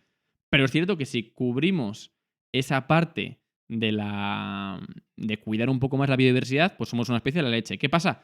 Pues que no lo hacemos, que no tenemos cuidado y por eso estamos molestando al resto, ¿vale? Pero bueno, está feo decir que somos una plaga, pero es que en realidad, si seguimos así, pues muchos a veces lo somos, ¿vale? Vale. Vale. Pregúntale cuál fue la primera especie. Bueno, esto no viene a cuento, pero la primera especie fue una que se llama Luca, ¿vale? Que fue la primera célula que empezó a dar vueltas. Bueno, no se sabe muy bien, pero se llamaba Luca, ¿vale? Como los sobaos y las quesadas, por si a alguien le interesa. Vale, sigo, chicos. Bueno, hicimos una tarea sobre biodiversidad que os explicaba, bueno, nos ponía un caso práctico que tienes que pensar de lo de las abejas y demás, ¿vale? Y. Ay, perdón, que no se ha visto. Bueno, da igual, no pasa nada. Y llegamos al primero de los dominios. Ah, no, bueno. No es ningún dominio, ningún reino. ¿Por qué? Porque los virus, hemos hablado mucho de los virus, pero los virus no hay consenso en la comunidad científica. Hay gente que cree que son seres vivos y gente que no. Yo defiendo que son seres vivos. Hombre, ¿por qué? Bueno, porque tienen proteínas, porque tienen ADN, porque hacen la replicación, ¿vale? Yo qué sé. Porque nos infectan a nosotros, infectan a nuestras células, ¿vale? Aunque hay otros científicos que no. Pero bueno, para mí son seres vivos. Pero como hay este debate de que sí, que si no, no se tiene claro de si son un dominio, son un reino o qué son. Para mí serían otro dominio aparte del de bacteria, arquea y eucaria. Pero bueno, como no hay consenso, de momento no existe, ¿vale? Pero no existe ese dominio. Pero los virus sí que existen. Y vamos a ver cuáles son sus características, ¿vale?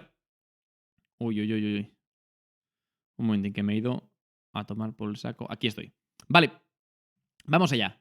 Los virus, ya habíamos visto que estaban formados por biomoléculas, ¿vale? Hacen los procesos biológicos y, muy importante, infectan a otros seres vivos, ¿vale?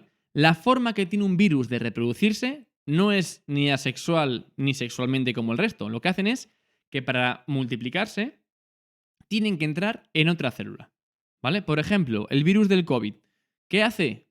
Entra por tus vías respiratorias u otras vías y se mete en tus células. Se mete en tus células, dentro de tus células, ahí se hace como con toda la maquinaria de tu célula y empieza a producir más virus. Produce más virus, se multiplica y cuando esa célula tuya está llena de virus, explota, ¿vale? Y esos millones de virus que hay formados dentro de tu célula se expanden. Todos esos virus, lógicamente, se van a otras células y se meten en otras células y así sucesivamente, ¿vale? Entonces, así funciona un virus, ¿vale? La única forma que tienen de reproducirse es meterse dentro de otras células, ¿vale? Y tenéis que saber que son los organismos más simples de la naturaleza, son los más sencillos, que veremos a ver su estructura más adelante, ¿vale? Y son muy, pero que muy pequeños. Vamos a verlo ahora. Y por último, ¿a qué afectan los virus? Porque siempre hablamos de los virus que afectan a humanos. El COVID, el sarampión, un resfriado. Pues que sepáis que el virus afecta a todo. Afecta a animales, afecta a plantas, afecta a hongos, afecta a bacterias, ¿vale? Creáis o no, ¿vale? Hay virus que se llaman bacteriófagos que infectan a bacterias. Que cogen, se meten dentro de una bacteria y luego se reproducen ahí y la explotan, la matan, ¿vale? Entonces hay virus afectan a todo. ¿Sí? Y lo que os decía, los virus son muy pequeños. Fijaos, esto es una bacteria, ¿vale? Y esto de pequeñito de aquí es un virus. Fijaos qué tamaño tienen, ¿vale? Muchísimo más pequeño que la bacteria. Y eso, que las bacterias son pero que muy pequeñas, ¿vale? Muy bien. ¿Cómo es la estructura de un virus? ¿De qué se compone la estructura de un virus? Pues fijaos, se compone como de una cajita, ¿vale? Que se llama cápsida y esa cajita está formada por proteínas, ¿vale? Repito, la cápsida está formada por proteínas. Y dentro de esa cápsida, como podéis ver, hay una molécula de un ácido nucleico. ¿Qué puede ser? Pues puede ser ADN o puede ser ARN. Os explicaba que el ADN era una molécula doble de ácido desoxirribonucleico y el ARN era una molécula única, ¿vale?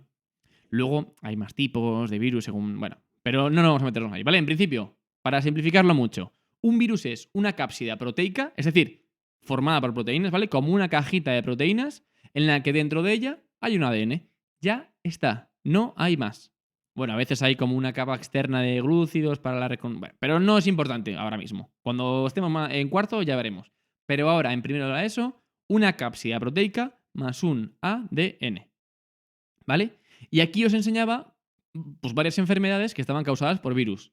Pues, por ejemplo, los resfriados, el sarampión, el VIH, que era el virus que provocaba el SIDA. Esto lo vimos en clase un montón, ¿eh? El COVID-19, la viruela, el herpes, la hepatitis, algún tipo de meningitis, ¿vale? Las que son víricas, ¿vale? Y muchas más, ¿vale? Y estas están causadas por virus. Y estas son enfermedades que afectan a humanos, ¿vale? Entonces son virus, por supuesto, que afectan a las células humanas, ¿vale? Vale, sigo leyendo. ¿Qué era ODS? ODS significa Objetivo de Desarrollo Sostenible, pero no sé dónde lo hemos dado. Vale. Hay que saberse por qué hay gente que dice que no son seres vivos y por qué sí. No, no hace falta. Esto es... Bueno, lo hemos repetido mil veces en clase. No hace falta que sepáis que hay un debate, pero os tiene que sonar, ¿vale? No hay que estudiárselo. Pero hombre, ya sabéis que hay un debate ahí, que los virus, que sí, que sí, no, ¿vale? Vale, os sabéis, vale, que hay gente que se ha vacunado, meningitis y papiloma. Bueno, pues puede ser. Me parece un poco extraño, pero bueno, podría ser. ¿Hay que saberse las enfermedades? Ximena, hombre, pues sabérselas de memoria, pero yo creo que son básicas, ¿no? Que un resfriado lo provoca un virus, que el sarampión, que es la varicela, también lo provoca un virus, que el VIH es un virus, pues claramente, que el COVID es un virus, claro que hay que saberse, el herpes, pues lo mismo, la hepatitis, la meningitis, sí, hay que saber lo que es. Pregúntale si el papiloma es un virus. Sí, es un virus, sí. Se llama papilomavirus. Efectivamente. Pues seguimos. Y ya, ¿por qué venía todo esto? Porque que también hablamos en clase de las vacunas, ¿vale? ¿Por qué son importantes las vacunas? Que no me... Vamos, quiero explicaros y que entendáis por qué las vacunas son esenciales. Y os decía en clase que si no hubiese vacunas, la clase, en vez de 23, seríamos 10, ¿vale? ¿Por qué son importantes? ¿Vale? Porque lo que hacen las vacunas es preparar a tu sistema inmune para una posible futura infección. Decía Leo que la habían vacunado hace poco. Pues esas vacunas son para prepararles por si en algún momento le va por la calle y le entra uno de esos virus. Como esa vacuna ya la ha preparado para ese virus, no le afecta o le afecta menos. Si no tuviese esa vacuna, ¿vale? Y os ponía un ejemplo así para que era bastante visual. Os decía, imaginaos, y lo voy a volver a repetir, no pasa nada, imaginaos que hay en un planeta muy lejos una población de alienígenas, ¿vale? Que tienen capacidad para invadirnos y exterminarnos, ¿vale? Bueno, vale, perfecto. ¿Qué hacemos los humanos? ¿Nos quedamos así y esperamos a que vengan?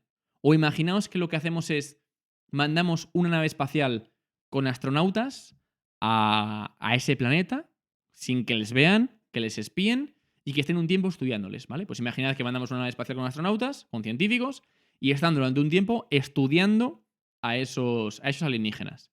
Y ellos ya ven qué problemas tienen los alienígenas, pues cómo podemos matarlos, cuáles son sus debilidades, qué les puede afectar más, ¿vale? Cómo son.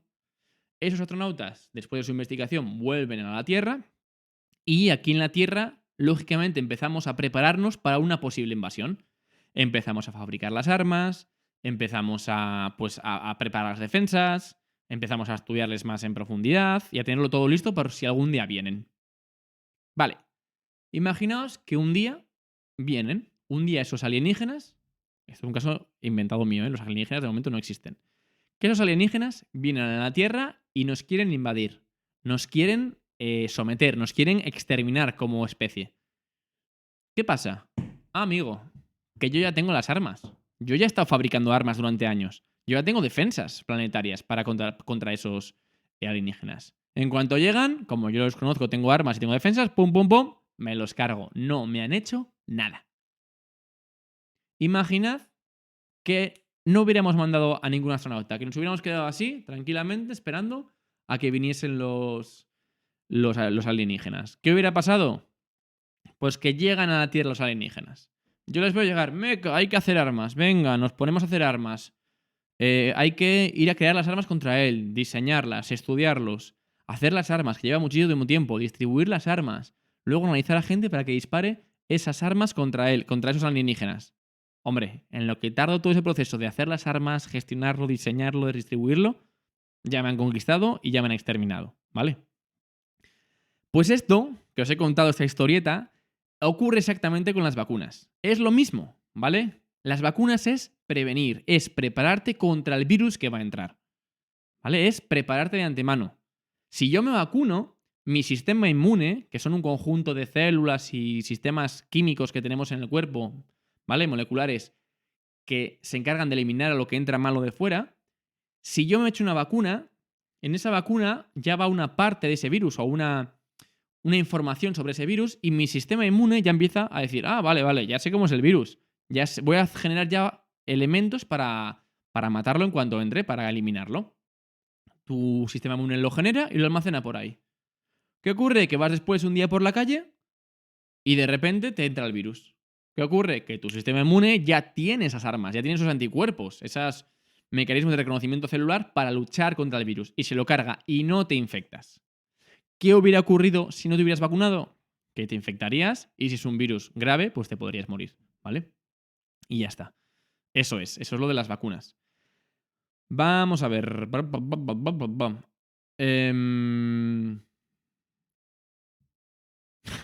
Pregunta Leo si la alienígena de México es real.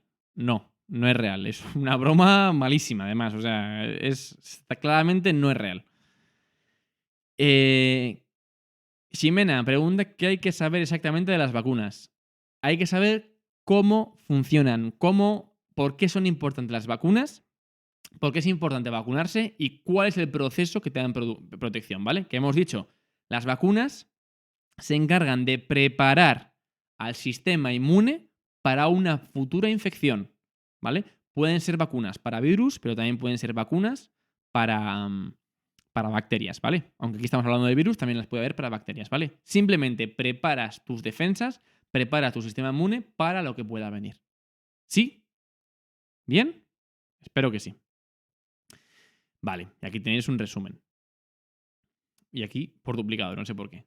Vale, visto los virus, entramos en el primero de los reinos, ¿vale? Que son las bacterias y las arqueas, ¿vale? Que venimos del dominio bacteria y del dominio arquea. Pero acordaos que era solamente un reino que se llamaba el reino monera o bonera, ¿vale?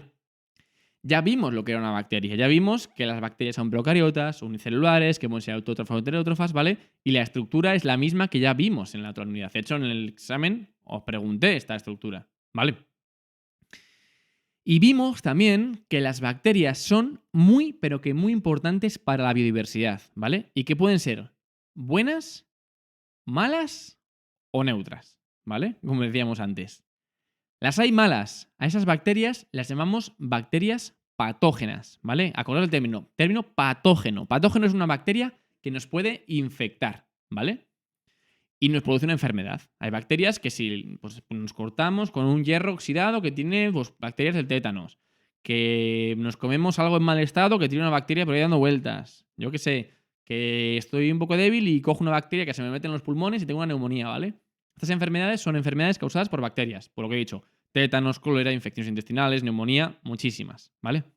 Y son bacterias malas, bacterias patógenas que nos infectan, bacterias perjudiciales. Pero, así como hay bacterias malas, hay bacterias buenas, bacterias beneficiosas.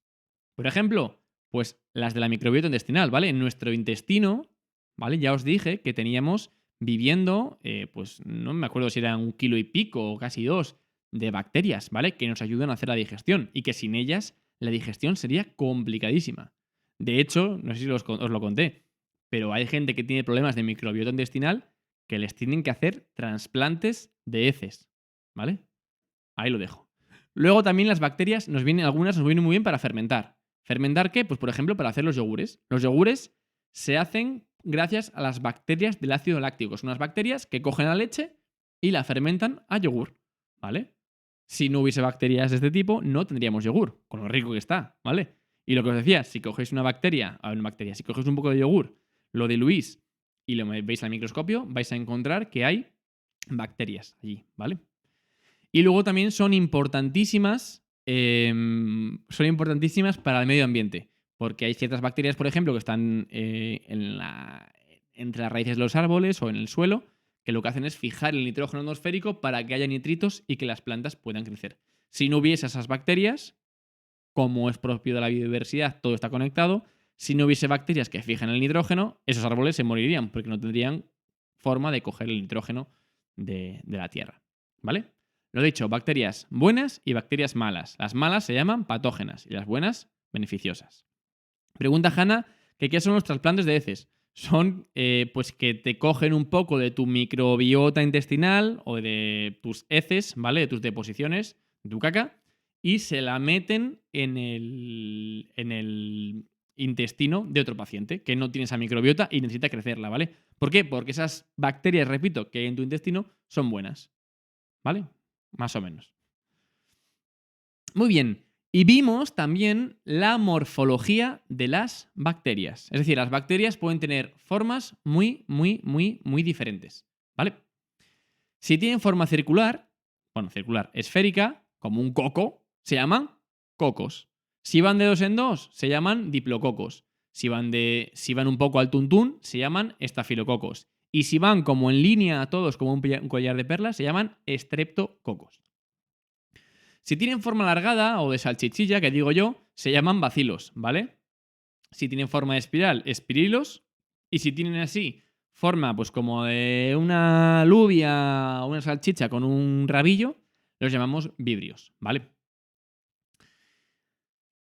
Vale. Pregunta Leo que sin esas heces podríamos vivir. No. O sea, heces es lo que tú echas por el váter cuando vas al baño, ¿vale? Lo que no podríamos vivir es sin la microbiota intestinal, que son esas bacterias que viven dentro de tu intestino, ¿vale? Y preguntan también que a qué se refiere con medio ambiente. Ah, lo he explicado. Pues que hay bacterias que son muy buenas para el medio ambiente porque reciclan ciertos gases, reciclan ciertos elementos químicos que son muy importantes para el medio ambiente, ¿vale? Vale. Un truco para aprenderse los nombres, pues bueno, pues Diplo 2, Estafilo, pues no me lo sé, la verdad es que no sé. Estrepto, pues no lo sé. Oye, no se me ocurre ninguna regla mnemotécnica, pero solamente que alguna habrá o que te puedas inventar. Hombre, el espirilo está claro que es una espiral, ¿no? El resto, pues no lo sé. Vale, vamos con el segundo grupo, el segundo dominio que está relacionado con el reino Monera, que es el reino de las arqueas. Y esto os decía que las arqueas es algo que es muy nuevo, ¿vale? Es algo que normalmente no se da porque se ha descubierto hace poco. Bueno, hace décadas, pero tampoco tantas décadas, ¿vale? Antes se pensaba que las arqueas también eran bacterias. Eran lo mismo que las bacterias, porque por fuera, si os fijáis, se parecen mucho a las bacterias. Pero se ha descubierto que no. Que genéticamente son muy, muy, pero que muy diferentes a las bacterias y que además bioquímicamente hay muchas diferencias, ¿vale?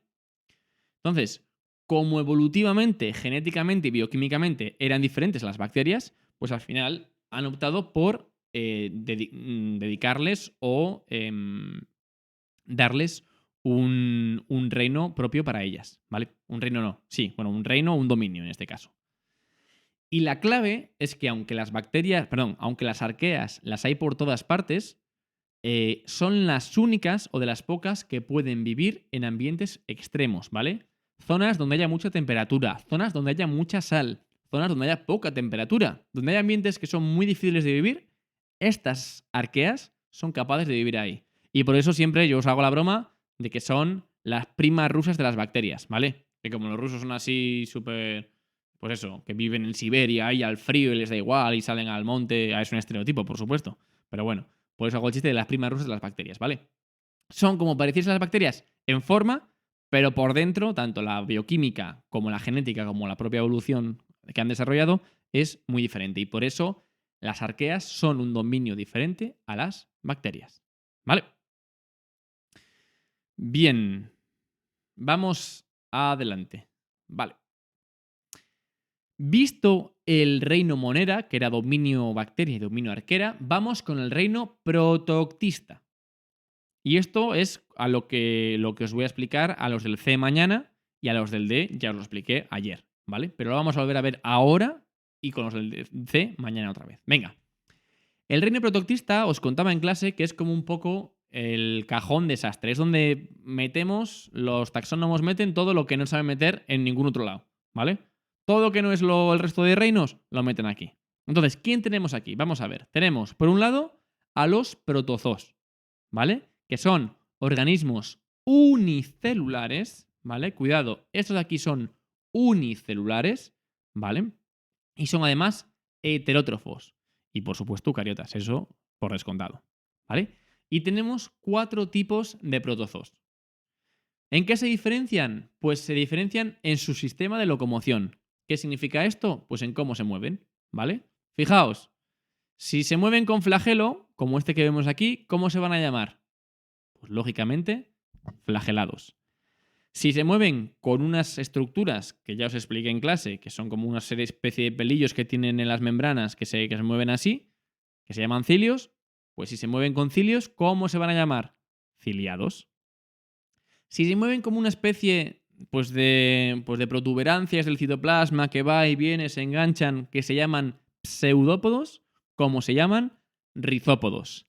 Y si no tienen ni flagelos, ni cilios, ni pseudópodos y se mueven al tuntún, en ese caso los llamamos esporozoos. ¿Vale? ¿Ha quedado más o menos claro? Entonces, el reino protoctista, una parte de ese reino son los protozoos. Y hay 4 grupos, ¿vale? Y se clasifican en función de su sistema de locomoción. Si se mueven con flagelos, flagelados. Si se mueven con cilios, ciliados. Si se mueven con pseudópodos, rizópodos. Y si se mueven con esporozoos, si se mueven con nada, se llaman esporozoos, ¿vale? Por ejemplo, un caso de protozoo que tenéis que saber es la ameba, ¿vale? Esto es una ameba. Esto os lo dibujé en clase. ¿Os acordáis que lo dibujé en clase y cómo se movía? Los del D, los del C no. Pues eso es una ameba. Y tienes que saber que una ameba es un protozoo. Es decir, reino protoctista. Sí, hay que saberlo, efectivamente. Pero también, aparte de los protozoos, otro grupo que tenemos dentro del reino protoctista son las algas pardas, ¿vale? Hay 3 tipos de algas: las algas rojas, las algas verdes y las algas pardas. Es muy fácil, cuando vas a la playa, si es roja, alga roja, si es verde, alga verde y si es parda, alga parda, ¿vale? Pues las pardas no son plantas, ¿vale? Porque las algas rojas y las algas verdes pertenecen al reino de las plantas, pero las algas pardas no, ¿vale? ¿Por qué ocurre esto si hacen la fotosíntesis las algas pardas? Pues porque tienen una cosa que no la tenéis que saber, que se llama endosimbiosis secundaria, creo recordar, que es que dentro de sus células, si no recuerdo mal, sus células son unas algas verdes que dentro de esa célula hay viviendo en simbiosis una célula de alga roja. Bueno, una cosa muy rara. Como es una cosa muy rara, que no es habitual, las han metido aquí en el reino protoctista, ¿vale? ¿Sí? ¿Más o menos? Bien. Entonces, repito, ¿de quién se forma el reino protoctista? De protozoos y algas pardas. Es cierto que dentro del reino protoctista hay otros 2 grupos que se llaman los dinoflagelados y las diatomeas, pero esto, como es ya más complejo, no lo he querido dar, ¿vale? Así que eso lo obviamos, no hace falta saberlo eso, ¿vale? Los rizópodos son como un slime con cosas. Sí. En principio podríamos decirlo así, que se va moviendo, ¿vale? Mañana en los de C os explico lo que es una ameba y cómo se mueve en clase. Y la ameba, recordad que es un rizópodo, ¿vale? Es decir, un protozoo, es decir, un protoctista. Vale, esto, el reino protoctista. Bien, vamos ahora con el reino fungi o el reino hongos, ¿vale? Y vamos primero con sus características. Son eucariotas y son heterótrofos. Entonces la pregunta es, ¿hacen la fotosíntesis? No, no, no y no, ¿vale? No hacen la fotosíntesis. ¿Por qué? Porque son heterótrofos. No tienen cloroplastos, no hacen la fotosíntesis. No son plantas, ¿vale? Sé que soy muy pesado, lo sé, pero es que tiene que quedar claro. Bien, ¿cómo se clasifican los hongos? Pues hay 2 tipos de hongos. Los hongos que son unicelulares, es decir, están formados los individuos de una célula, o los hongos pluricelulares, ¿vale? Los hongos unicelulares son las levaduras. Ya hemos hablado de las levaduras, hemos hablado de ellas en el anterior tema, porque tenían reproducción asexual, ¿os acordáis? Que se reproducían dentro de la masa de una pizza o la masa de un pan, ¿vale? Ya sabemos, ¿vale? Pero dentro de los hongos pluricelulares tenemos dos tipos a su vez. Las setas, que son pues, las que están en el instituto, ¿vale? Donde el pabellón, las que veis en el bosque. Y otra cosa que no es tan guay como las setas, que son los mohos, ¿vale? Que cuando te salen el pan, pues te fastidia porque te has estropeado. Uy, que se me cae el foco. Te has estropeado el pan, ¿vale? ¿Por qué son importantes las levaduras? Bueno, porque aparte de muchas cosas y aporta mucho a la biodiversidad, se encargan de las fermentaciones, ¿vale? Si no hubiese levaduras, no habría pan, no habría cerveza y no habría vino, ¿vale? Fijaos, que la masa suba, lo que ocurre es, porque aparte de que esas, como veis aquí, esas levaduras se reproducen, las levaduras cuando se comen los glúcidos de la harina que has echado a esa masa, producen dos compuestos. Producen alcohol, ¿vale? En el caso de las del pan, que ese alcohol en el horno se va a evaporar, entonces no te lo tomas. Pero también producen CO2, que es un gas. Y ese CO2, como no puede salir, se queda en las burbujitas, ¿vale? Y es lo que... Bueno, se queda no, forma burbujitas porque se queda dentro. De hecho, la miga del pan que tenga esa miga, esas burbujitas, esos alveolos, se produce porque las levaduras producen CO2 y etanol, ¿vale? Bien. Ha quedado claro. Vamos con las setas. Las setas son crecen en otoño y en primavera y lo único que vemos, lo que vemos de las setas es la parte reproductiva, ¿vale? Tú cuando ves una seta en el campo o donde sea, tú solamente ves la parte de arriba. Por la parte de abajo, por la tierra, por el tronco donde esté, tiene una serie de filamentos, que vamos a ver cómo se llaman después, que... Uy, se me está viendo el foco, perdonad. Ahí. ¿Vale? Tienen una serie de... Un momentito, un poco más. Vale, perdonad. Tienen esos filamentos que es la parte que diríamos vegetativa, ¿vale? Lo vamos a ver después. Bueno, igual lo vemos ahora. A ver. Fijaos, aquí tengo una foto de hace un par de años que fui a Ocida y me encontré un pedazo de hongo buenísimo, ¿vale? Aquí lo tenéis. Y esto es un hongo pluricelular, ¿vale? Es una seta, podríamos decir. Y por último tenemos los mohos, que los mohos generalmente crecen donde hay humedad y el más característico es el moho del pan, ¿vale? También tenemos el penicillium, que es una especie de moho, ¿vale? Que crece, que es muy importante, por ejemplo, porque de ahí se obtuvo por primera vez la penicilina, ahora os cuento la historia, pero también se utiliza para los quesos azules. Fijaos. Este de aquí es Alexander Fleming. Alexander Fleming fue el descubridor del primer antibiótico.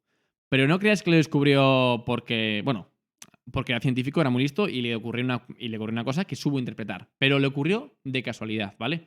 Cuando algo te ocurre de casualidad, cuando tú descubres algo de casualidad, es decir, que no lo estás buscando, se llama en castellano serendipia, ¿vale? ¿Qué le pasó a Fleming? Aquí lo tenéis, ¿vale? Alexander Fleming, hay que saber su nombre, muy importante.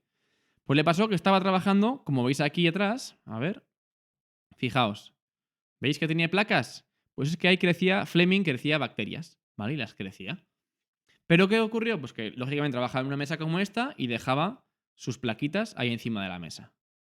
Él debía tener por ahí una mandarina o una naranja, eso cuenta la historia, ¿eh? Una naranja por ahí con moho, con un poco de moho por fuera, y se cayó él sin darse cuenta, un cacho de esa naranja con moho cayó en una de las placas que tenía con bacterias. ¿Y cuál fue su sorpresa? Que vio que en esa placa, alrededor del moho que había caído, no crecían las bacterias. Claro, el tío era muy listo, el tío era científico. Y dijo, ¿por qué ocurre esto? ¿Qué es lo que está pasando? Investigó y se dio cuenta que el moho, ese moho que de especie Penicillium, ¿vale? De género Penicillium, producía un compuesto que mataba las bacterias. Ese compuesto que mataba las bacterias era un antibiótico. Fue el primer antibiótico, la penicilina, que recibió ese nombre porque venía del moho que se llamaba Penicillium, ¿vale? Los antibióticos son unas sustancias que utilizamos en medicina para curar las enfermedades que están producidas por bacterias. Y esto lo quiero dejar muy claro. Los antibióticos solo sirven para tratar enfermedades bacterianas. Si lo que a ti la enfermedad que tú tienes, ¿vale? Si la enfermedad que tú tienes, en lugar de ser una bacteria, produce un virus, es decir, imagina que yo tengo el COVID, ¿vale? O el COVID. El COVID no lo puedo tratar con un antibiótico, porque no hay ninguna bacteria que haya que matar, ¿vale? Y además el problema de que cuando utilicemos sin cuidado los antibióticos es que las bacterias no son tontas, evolucionan muy bien. Y las bacterias, cuando les echas mucho antibiótico y se acostumbran al antibiótico, evolucionan para adaptarse a ese antibiótico.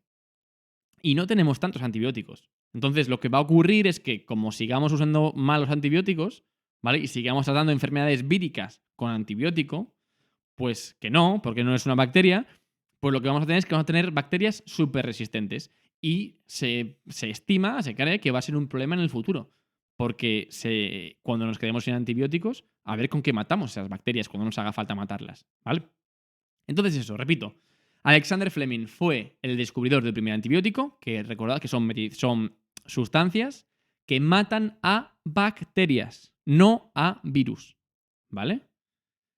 Y lo que os decía, los quesos azules, por ejemplo el Cabrales, el Veges 3 Viso de aquí de Cantabria o el Roquefort, todo esto azul que veis aquí es un moho. Concretamente suele ser el Penicillium roqueforti. Vale. Pregunta Alonso si hay que... de cómo lo descubrió, hay que saberlo. Con comprenderlo, vale. No. Con que entendáis... Bueno, con que sepáis quién es Alexander Fleming, porque eso es de cultura general, ¿vale? Que fue el descubridor del primer antibiótico, vale. Pero también os digo que os va a sonar esta historia de cómo lo descubrió, ¿vale? Yo creo que de eso os vais a acordar. No hace falta saberlo de memoria, pero hay que saberlo, ¿vale? Pues hasta aquí tenemos todo. Ah, vale. Y vamos ahora también a la estructura de los hongos pluricelulares, ¿vale? Los hongos pluricelulares, que son setas y mohos, tienen una estructura muy característica, ¿vale? Sus células, ¿vale? Se agrupan linealmente en filamentos y esos filamentos se llaman hifas, ¿vale? Fijaos, las células, estos nombres no hay que saberlos, ¿eh? Pero las células de estos hongos se alinean como si fueran estreptococos. No lo son porque no son bacterias, pero se alinean en líneas, ¿vale? Y forman filamentos. Esos filamentos, muy importantes, se llaman hifas. Y además, las hifas se agrupan y se agrupan en algo que conocemos como micelio, ¿vale? Es decir, el micelio es un conjunto de hifas y las hifas son filamentos formados por células, ¿vale? Además, este micelio hay de dos tipos, ¿vale? Tenemos, imaginad, esto es una seta, ¿vale? Esto es como si yo cojo una seta en el bosque y la corto transversalmente. Fijaos, ¿veis que hay mucho filamento? Todos estos filamentos, ¿cómo se llaman? Hifas. Y el conjunto de todos los filamentos se llama micelio. Pero lo que os decía, hay dos tipos de micelio. El micelio, que es la parte que vemos nosotros, que es la parte del micelio reproductivo, ¿vale? Y luego el micelio que no vemos, que es el micelio vegetativo, que es la parte de debajo, que es la parte no reproductiva, ¿vale? Repito, las células se agrupan en filamentos. Como vemos aquí, cada uno de estos filamentos, que vemos aquí, cada uno de estos filamentos, ¿vale? Se llama hifa. Y estas hifas se agrupan como en una especie de, pues eso, de ovillo, de muchos cables, de muchos filamentos, que se llama micelio, ¿vale? Pero hay dos tipos, la parte de arriba, que es la que vemos en las setas, que es el micelio vegetativo, y la parte de abajo, que es el micelio al revés, lo he explicado al revés. La parte de arriba, que es la que vemos, es el micelio reproductivo, porque es la parte por la que se reproduce, ¿vale? Aquí dentro hay esporas. Mientras que la parte de abajo, que no se reproduce, es el micelio vegetativo, ¿vale? Bien. Pregunta Jenny si esto va a entrar en el examen. Pues yo qué sé, puede entrar, ni idea. O sea, sí lo sé porque ya he hecho el examen, pero no os lo puedo decir. Muy bien. Y pasamos ya a lo último ya. Lo último. El último caso es el caso de los líquenes, ¿vale? Los líquenes son como un caso raro de hongos porque son una relación simbiótica, cuidado con este nombre, simbiótica, entre un hongo pluricelular y un alga unicelular, ¿vale? ¿Qué es una relación simbiótica? Una relación simbiótica es que dos cosas viven juntas y las dos obtienen un beneficio del otro, ¿vale? No sé si lo entendéis. En este caso, fijaos, por un lado tenemos un hongo pluricelular, aquí lo tenemos en gris, y por otro lado tenemos un alga unicelular, que viven, como vemos, juntos, ¿vale? Normalmente viven juntos. ¿Qué es lo que ocurre? ¿Qué ventaja le dará el alga unicelular al hongo? Pues el alga unicelular, como es verde, hace la fotosíntesis y produce la comida, produce el alimento. ¿Qué le va a dar el hongo a ese alga unicelular? Pues soporte, cobijo y protección, ¿vale? Entonces viven asociados, viven juntos, es una relación simbiótica, ¿vale? En la que los dos se benefician, ¿vale? Y es un hongo porque parte de su estructura es un hongo, ¿vale? Aunque también tenga parte de algo unicelular, ¿vale? Y es un caso que es típico de los hongos y es un caso típico de simbiosis, ¿vale? Bien, pues chicos y chicas, hemos terminado el repaso. Hasta aquí todo lo que entra en el examen y sobre todo no solamente hay que saberlo, sino hay que entenderlo y saber aplicarlo, ¿vale? No van a ser ejercicios, ya sabéis, que yo nunca pongo ejercicios, rara vez pongo ejercicios de dime todo lo que sabes sobre esto. No. Son ejercicios de que yo comprobar que lo habéis entendido y lo sabéis relacionar bien, ¿vale? ¿Sí? Vale, espero que sí. Entonces, chicos, ya hemos terminado. Tenemos ahora voy a dejar un par de minutos para posibles preguntas que tengáis, ¿vale? Y nada, voy a ir leyendo el chat a ver qué me contáis. Vale, de nada. ¿Cuántos ejercicios son? Pregunta Ximena. Pues no me acuerdo, creo que son 9, puede ser, 9 ejercicios. Pero bueno, como siempre, son bastante rápidos, ¿vale? Algunos hacen muy rápido, otros menos.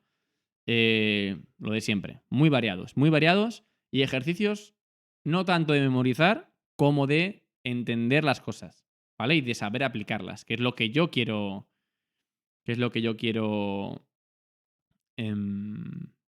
conseguir. Vale. No me digas que justo el día que no vengo explicas lo difícil. Yo no entiendo nada. Hombre, Leo, te lo acabo de explicar ahora. Jolín, y ahora lo he explicado bien, yo creo, ¿no? Si no, pues ya me preguntas por el pasillo mañana, ¿vale? Este directo lo resubiré, pues nada, en cuanto acabéis el descarga de Twitch, os lo subo a YouTube, ¿vale? Para que mañana, cuando estudiéis, lo podáis repasar, consultar, o si tenéis alguna duda, o a todos aquellos que no hayan podido venir hoy al stream, pues bueno, pues se puedan conectar, lo puedan ver en diferido, ¿vale? Así que sí, Ximena, el examen es el viernes. Vale. Vale, parece ser que no habéis entendido lo de los líquenes. Vale, los líquenes es un caso específico de los hongos, ¿vale? En el que vive junto un hongo, ¿vale? Un hongo filamentoso, pluricelular, con una alga unicelular. Viven juntos. Es como si yo vivo pegado a, yo qué sé, a un gato, ¿vale? Porque el gato me da una ventaja y yo le doy una ventaja a él. Pues lo mismo. Viven un hongo y una alga unicelular juntos. ¿Por qué? Porque es una unión simbiótica, es una unión en la que ambos se benefician, ¿vale? El alga unicelular hace la fotosíntesis y le produce la comida al hongo y a sí misma, y el hongo lo que hace es que le da al alga esos filamentos para permitirse agarrarse a sitios, a quedarse ahí incrustado y darle protección, ¿vale? Vale. Yo creo que... ¿El alga de qué reino es? Vale, vamos a repasar antes de nada, no os vayáis. Los reinos. El alga es del reino plantas, vale. Vamos a... Esto es muy importante, que no quiero que le quede a nadie sin tener claro, ¿vale? Vamos a volver atrás. No os vayáis, por favor. Esto tiene que quedaros muy, muy claro, ¿eh? A ver. Pam, pam, pam, pam, pam, pam, pam, pam, pam. Vale. No, el otro me gusta más. A ver, ¿eh? Este me gusta más. Vale. Fijaos. Las bacterias son del reino Monera y del dominio Bacteria. Las arqueas son del dominio Arquea y del reino Monera, ¿vale? Los protoctistas, que son... ¿Quiénes son los protoctistas? Son los protozoos y son las algas pardas, ¿vale? Repito, protozoos y algas pardas. Un ejemplo de protozoo, por ejemplo, es el paramecio. Un ejemplo de protozoo, por ejemplo, es la ameba, ¿vale? Pero una alga parda, por ejemplo, iría aquí en protoctistas. En los hongos, ¿a quién tenemos? Pues tenemos las levaduras, tenemos los hongos pluricelulares, que son pues las setas y los mohos, ¿vale? Es decir, levaduras, setas y mohos son del reino hongo y, lógicamente, del dominio Eucaria, ¿vale? Las plantas. ¿Qué hay en el reino de plantas? Pues todos los vegetales. Flores, árboles, arbustos, plantas carnívoras, las algas verdes y las algas rojas. Recordad que las algas pardas no están en el reino de las plantas, están en el reino de los protoctistas, ¿vale? Entonces aquí solamente todas las plantas, todos los vegetales, pero además las algas rojas y las algas verdes. Y por último, los animales, pues tenemos todos. Los anfibios, los insectos, tenemos también los, yo qué sé, los mamíferos, las aves, los reptiles, las esponjas, de todo, ¿vale? ¿Sí? ¿Más o menos? Vale, pues yo creo que con esto es lo que quería que os quedase claro. Bueno, pues si tenéis alguna pregunta más, pues la respondemos. Y si no, pues... Voy a quitarme esto de aquí. Y si no, pues cerramos aquí el stream, ¿vale? Así que nada, muchísimas gracias por haber estado aquí. Espero, sobre todo, más que gracias, que os haya servido, ¿vale? Os haya servido para entenderlo mejor, para repasar todo lo que hemos dado en estas semanas, ¿vale? Y lo dicho, ¿hay que saber las cosas? Sí, pero no solo de memoria, hay que también entenderlas y saber aplicarlas, ¿vale? Como os decía, el examen se llama examen, pero son ejercicios como los que hacemos en clase. De hecho, os lo digo siempre. Yo corrijo los exámenes como si fueran ejercicios individuales. Nunca, la nota que os voy a dar en el examen, me da igual. Yo la nota esa que os doy en el examen no la uso para nada. Porque yo la nota que uso es la nota individual de los ejercicios. ¿Por qué? Porque en cada ejercicio ya os enseñé que yo estaba evaluando una cosa diferente en cada uno de vosotros, ¿vale? En cada ejercicio, evalúo una cosa distinta, ¿vale? Eso es lo que me interesa a mí, la nota de cada ejercicio. Y los ejercicios, pues son como ejercicios de clase, cuentan lo mismo que un ejercicio de clase, ¿vale? De hecho, hay gente, algunos de vosotros, que no hace los deberes, que no hace las tareas, que no hace las actividades de aula. ¿Qué es lo que pasa? Pues que es que ya estáis sacando un 0 en ese ejercicio del examen, porque valen casi lo mismo, ¿vale? Pues nada, eso os digo. Ximena, mañana tenemos biología y mañana vamos a dar la parte de los hongos y los protoctistas. No te preocupes, que esta parte con el C no la había dado, ¿vale? Pero la daremos el próximo día. Uy. Que me llaman por teléfono. Pues, chicos, nada, cualquier duda, mañana voy a estar por el instituto, ¿vale? Y me lo comentáis. Mucha suerte en el examen. Va a ser normal, voy a decir fácil. Pues para mí es fácil, para otros seguramente, si habéis estudiado, también, ¿vale? Hay que entenderlo y hay que comprenderlo. No os pongáis nerviosos. Ya visteis que el primero, pues cómo era, que era de pues más de entender y de hacer, ¿vale? Y no hay nada raro que no hayamos visto en clase. Así que cualquier cosa, hablamos por el instituto. Un saludo, buenas noches chicos, que os aproveche la cena y nos vemos mañana. Chao, chao. Adiós.